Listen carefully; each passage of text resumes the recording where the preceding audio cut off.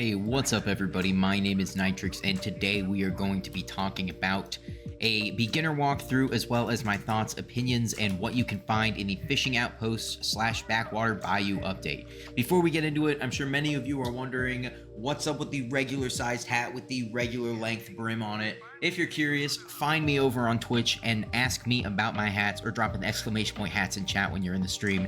You can find my Twitch down in a comment in the description below.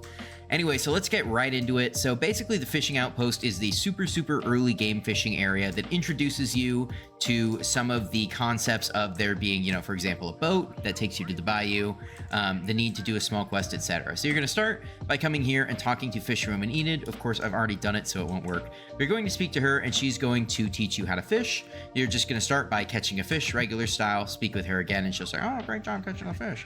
Then what you'll do is you'll come over to here and find our good buddy Gerald here. He'll tell you to fish up a rusty ship engine. Now this part may take you a little bit. If you have hunter armor, it's going to go a long way towards helping with that. And if you look, we're basically just going to stand here and fish treasure over and over again until we catch the rusty ship engine. Once we catch that, we're going to come over to this guy. We'll of course speak to Gerald first again. Then see, I've upgraded mine, but you'll have the rusty ship engine, which you can place in your ship here, and you will be able to travel to the Backwater Bayou. And once we get to the Backwater Bayou, some of the basic things to cover. So we've got Junker Joel, who gives you an item that allows you to catch junk, as well as an increased chance for treasure, right? So you get just junk instead of normally getting treasure, which that junk then comes in 3 forms. The rusty coin, the busted belt buckle, and the old leather boot. They're used in tandem to buy all of these different useful items, including a new pet, an upgrade to the angler armor, and the new angler equipment, as well as plenty of, other stuff. We've got a talisman, an easy source for a challenging rod, treasure bait, all sorts of great stuff here. Of course, then we have the new sinkers, lines, and hooks, which you can add on to the rods that still exist in the game to give certain modifiers. Rods that have been deleted, you can take over to this individual here, Roddy. You can talk to him. And when you put an expired rod in here, in fact, I think I have one where I can show you, he will give you in exchange an item that is basically the replacement for it. So see, Phantom Rod no longer exists and is now broken, so you can click Convert Broken Rod, and it now gives me a challenging rod with a Phantom hook on it. Take the Phantom hook out, and boom. Now I can apply this to any fishing rod of my choice. Very thankful for an update like this that kind of, I don't want to say simplifies, but kind of simplifies, as well as adds a little bit of complexity to the fishing. Makes it so that you don't have to balance so many rods. You can just have one really good rod and you cycle the attachments through them. And then of course you'll come over here and you'll speak with Hattie. She will teach you about hotspots, and that is when you can start to fish. Now, based on your fishing level, of course, you will be able to catch different sea creatures, and there are these hotspots which give you both bonuses as well as the ability to catch special hotspot creatures. Now, if you're a high-level fisher like me, just going to stand here with your rod, with your hotspot setups, and you're going to fish your little heart out, kill things with a hype, and then, of course, use the brand new item, the Flaming Flay, which is an upgrade to the Soul Whip, does 3 times damage to sea creatures, as well as having a base ferocity, etc. Very useful item for a lot of different things, especially fishing up the new lava hotspot sea creatures, which you can find in the Crimson Isles. Now that we've gone over a majority of the basics of this update, let's talk a little bit about how I feel about it, both as someone who really enjoys fishing and as someone who has grinded the update quite a bit. And when I say quite a bit, I do mean quite a bit. I mean, I've probably spent 30 plus hours here getting close to maxing out those bestiaries, just kind of messing around on stream a lot of the time, so not necessarily being super efficient. But as you can see, these hotspots also rotate, and you can use an item called a hotspot radar in order to locate a new hotspot. And of course, I have Sky Handy as a mod, which allows me to more easily locate those hotspots. So yeah, very interesting update with the hotspots. I'm actually quite a big fan. It does add sort of an additional level of engagement to fishing. It rotates at a speed that's relatively fast, I would say, but I don't particularly have an issue with it because the idea is that you're getting significant added bonus in exchange for the increased attention and effort that you're having to put in by following the hotspots. It's a little bit more frustrating in the Crimson Isles where things are more spaced out than it is in the Bayou. But also there are hotspots that can be found in all sorts of water fishing spots. Very useful to fish in. Of course, there are new Sea creatures as well. We've got Bayou Sludges. We've got Frogman is one of the hotspot creatures, as well as the Tiki Wiki, which is the new high-level hotspot creature.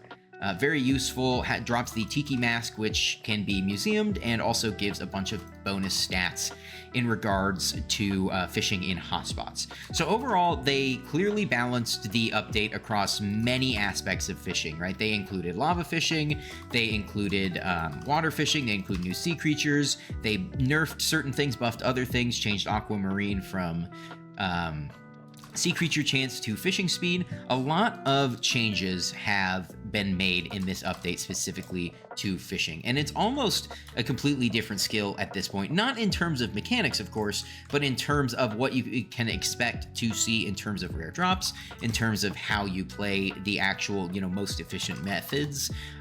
There are going to be, better chances, for example, for trophy fish chance and things like that in the Crimson Isles, of course, goes a long way, and fishing in those hotspots, of course, can also yield increased treasure chance, meaning more lava shells, more flames, more whipped magma cream. That means more money per hour. More money, Nitrix likey. There's pretty much no scenario in which I'm going to say no to taking a method that I already do and then buffing the hell out of it. Now, I wouldn't say that things are crazy overpowered across the board. It was mostly when the update first came out that we saw a lot of the initial benefit of the drops, but some of them are staying quite strong, right? You've got alligator skins, which contribute to the quick bind enchantment, which is an excellent enchantment. You've got, of course, the rare drops. Blue rings are the common drops from Blue Octopi, but you've got rare drops like the Tiki Mask, the Titana Boa Shed, which are used for the Titan line. Lots and lots of things have been added in this update. Lots of rare drops, especially, which is something that I really have wanted to see for a while from fishing, because for the most part, previous to this, fishing really was just you can either get rare sea creatures during Jerry or Spooky, which can yield money. You can drop a legendary flying fish from a Sea Emperor, or you can get a Jabus and get a Vial. Other than that, there wasn't a whole lot of interest to be had in fishing unless you dropped a die, which is unfathomably rare, of course. But with that being said, with the new update now being passed, there is always a pretty decent chance of dropping something that is worth quite a bit. Now, we'll see how the prices end up balancing out. And we'll also see what the demand looks like for these items in the future, because some of them will need most likely some changes to make them a little bit more useful. For example, the Titan line being as expensive and as difficult to obtain as it is while only providing 2 double hook chance. Pretty disappointing. I would say as well, the nerf to the giant rod really puts a lot of things in a very interesting spot, because double hook chance just became a lot more rare in terms of water fishing. So we'll definitely have to see how the Hypixel team ends up balancing things out. I don't think that there's a huge likelihood that they make a significant amount of changes. I think that they'll probably just push some smaller tweaks, like adjusting the Bayou Sludge spawn rate, as well as a few other spawn rates, and working on making a few items have a couple of additional uses would most likely be the best move.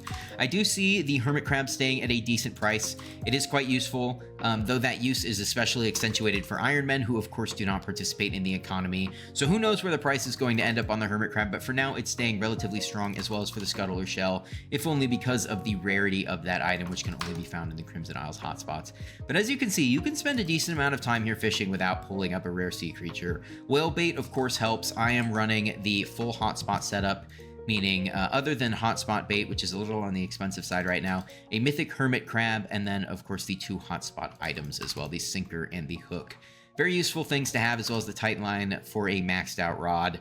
Not necessarily maxed out, because there's a few things that I could add, but overall it's looking pretty good. But yeah, those are my thoughts on the update. They basically took a skill that already made good money with decent investment and now made it so that it makes even better money with good investment, but also makes pretty good money at the start from doing things like junk fishing. In fact, I think that junk fishing fits very comfortably in the early game Iron Man / main account meta for both making money off of the Bazaar, but also getting your fishing grind started as an Iron Man, getting lots and lots of junk for those useful, extremely useful rod parts and items that you can get from the junk store, as well as the Backwater set. Those things go a long way towards making the early game of fishing significantly better. And then because of the demand of those items, such as the junk items, especially the ones as they, scale up in rarity like the boot, those will always make it so that as long as you can get any decent level of treasure chance, which an early game player should be able to, with relative ease, I should say. It's not super easy, but I mean, there's a lot of sources of treasure chance now compared to what used to exist pre-update. And so this can fit comfortably into the early game money making meta as well as the early game Iron Man meta. I am a fan of that in that regard. And also the hotspots, of course, providing the buffs that can make early game fishing significantly better. You can get double hook chance, you can get a 5 sea creature chance increase, you can get a 15 fishing speed increase, and I believe you can also get trophy hunter chance or trophy fishing chance on the Crimson Isles.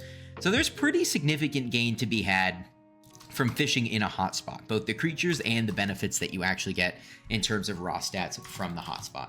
Now, to talk a little bit about the money, whether or not it's actually as good as people say, I want to say yes and no.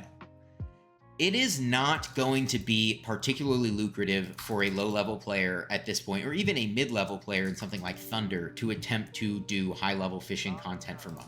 The reasoning behind that is because this update has essentially completely rearranged the way that a majority of fishing-related stats work.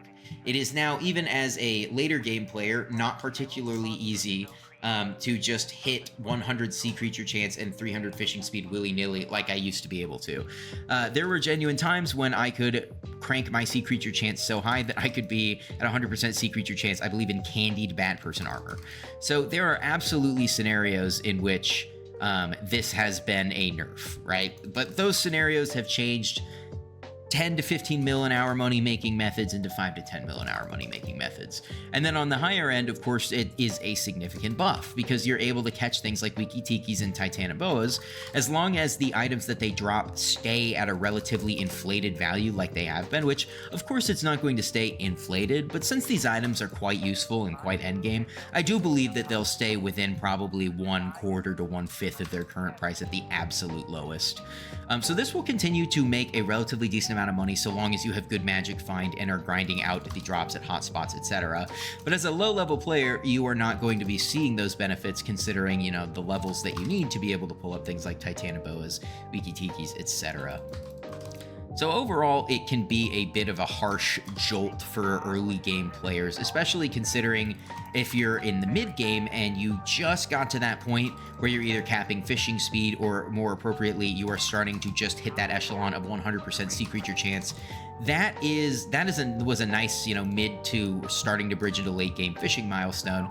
And then of course being able to hit both of those stats, that 350 fishing speed as well as the 100 sea creature chance on the Crimson Isles, was very important. Now that is relatively difficult to achieve without a decent setup such as Magma Lord. Using a, you know, I, for example, am using my beacon. My enrichments are set to sea creature chance just so that I can be able to use the Hermit Crab even though I'm in full submerged Magma Lord.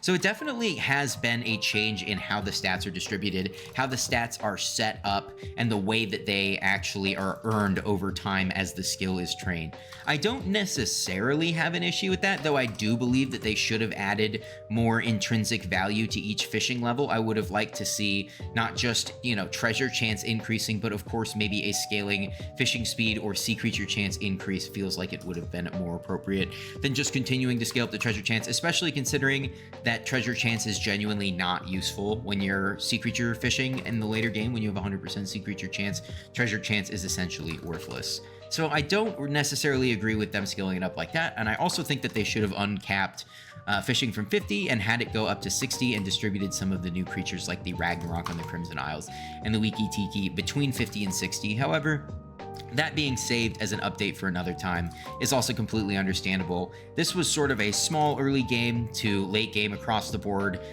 sort of small fishing update to make it more engaging, and then patches to fix some fishing related issues, and of course the introduction of the rod parts, the hook, line, and sinker. And so those are good changes, and while they're not necessarily sweeping, they're pretty all-inclusive in terms of how fishing used to be and how it is now. It has affected a majority of those aspects. So if you haven't already, go ahead and try it out for yourself. It is nice that you can now have much easier access to angler armor, and there's now an angler equipment set as well, as you can now buy that from the fishmonger or the fishing merchant merchant who is in the fishing outpost now. I want to say he's in the middle, like right in between Gerald and his wife, Fisherman Gerald and his wife. So once you find him, you can, if you're early game, purchase that angler set as well as the equipment set, upgrade it to the backwater set from Junker Jewel, etc.